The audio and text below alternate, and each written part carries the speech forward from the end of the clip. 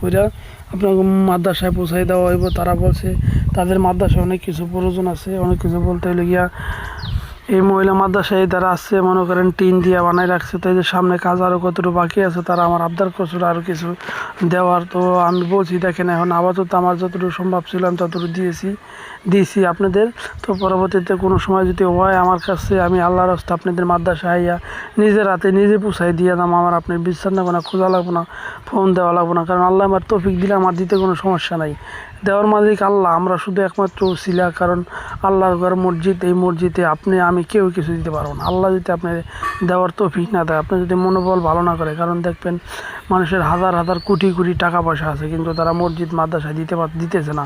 তারা নাচ গান এইটা ওইটা যাত্রা মাত্রা দেখবেন সেইখানে টাকা পয়সা দিয়া তারা নাচ গান করতেছে, বয়াতি গান করতেছে, ঢোল ডাবের পিড়াইতেছে, এ করতেছে এ করতেছে। অথচ মসজিদ মাদ্রাসা এতিমখানা